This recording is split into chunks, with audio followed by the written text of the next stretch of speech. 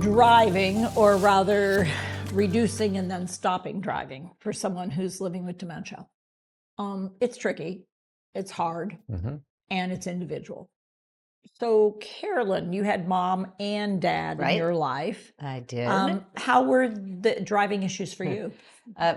Very different between the two.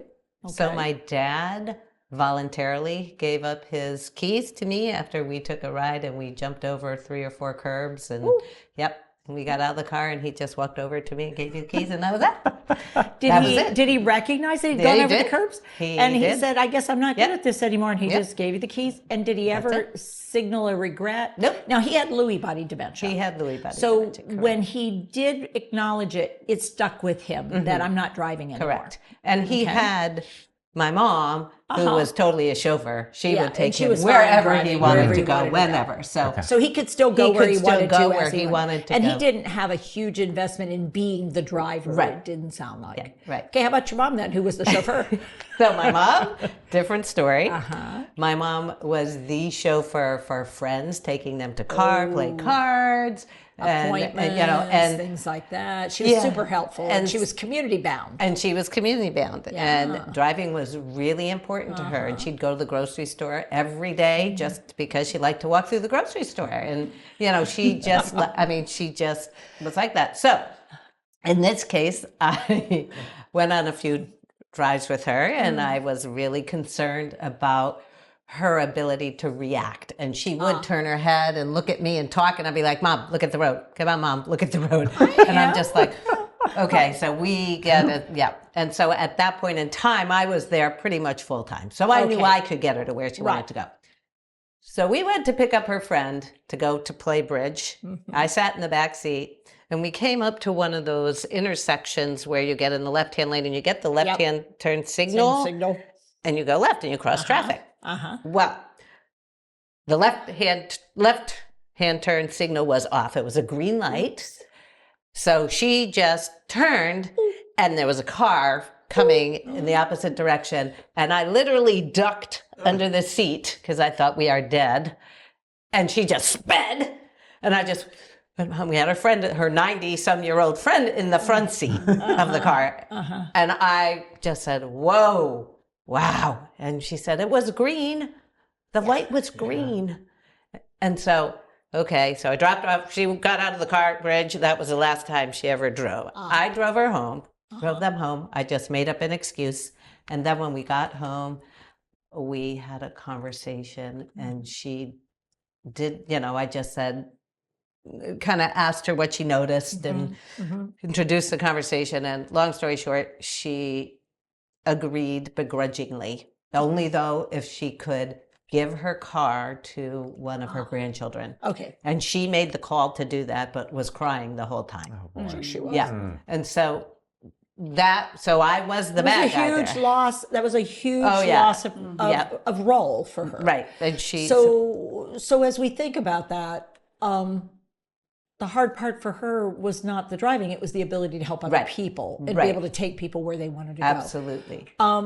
So in that scenario, I will share that left-hand turn across oncoming traffic is the most common cause of death by motor vehicle and severe accidents for people living with dementia. And it's often the first true indicator of inability to safely drive because you're judging the oncoming speed of traffic as you're moving forward, looking and turning, and doing that sequence in a complicated way is a very high risk maneuver for people.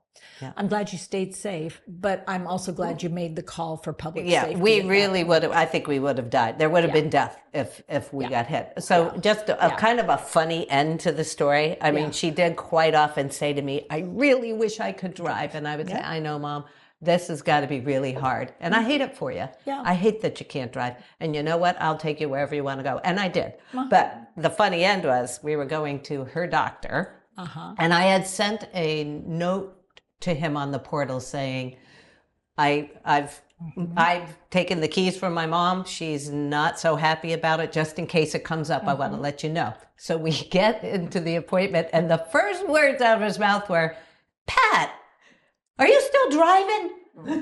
And she goes, no. And she points at me. And I'm like, oh man, I am just, it's going to for throwing me under the bus. This is going to be so Super. bad when we get, That was- well, then he said, well, thank God, because you have no business being on the road, right? So now keep in mind, though, she loves this guy. Yeah. This has been her family doctor forever. Yep. So I'm just like shaking in my boots as we're leaving, going, she is just going to be, gonna she's nail me going to once she gets tear me into me. alone. We get into the parking lot and she looks at me and she goes, I love Dr.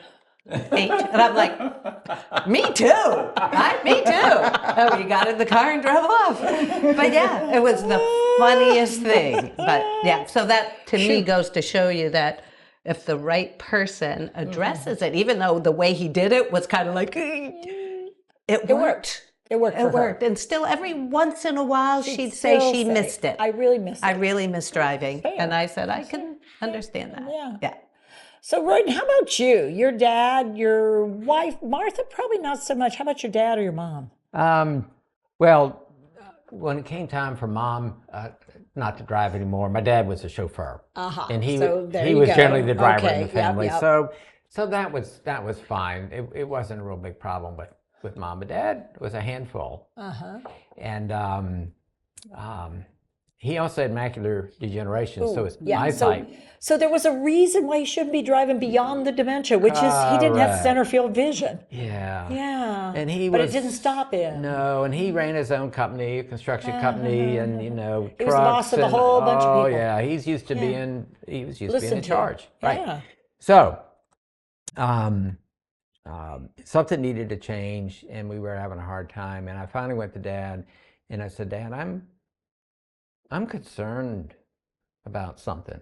He's like, well, what are you concerned about? I don't want you to be concerned.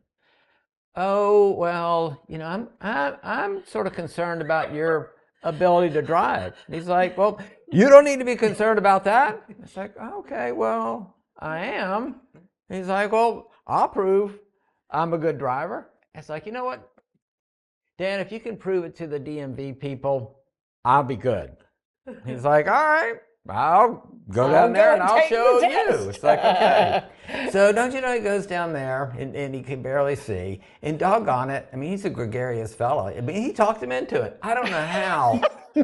I've He seen memorized it the over eye and over. chart. I have seen it. Yeah, and it's like, okay. got and I'll it get all. the call back. It's like, how could he have passed? Right. He did. I mean, Right. how did he do this? Yeah, So we at aren't sure. that age, you have to get a medical exam too. Yeah. And so he had to go see his family doctor, whom he loved, and it was like, hey, Ahead of the Dr. H, visit, it's like, I need your help I on need you to something. help me And out he here. said, is your dad still driving? It's like, well, yeah, and he's Did coming you put your a stop way. to it? Nope. He's like, I'll take care of that. And so the doctor was the authority figure that took care of it.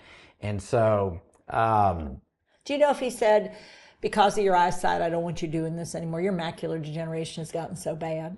You can't trust your eyes. Or do you know what he did? He just wrote a letter.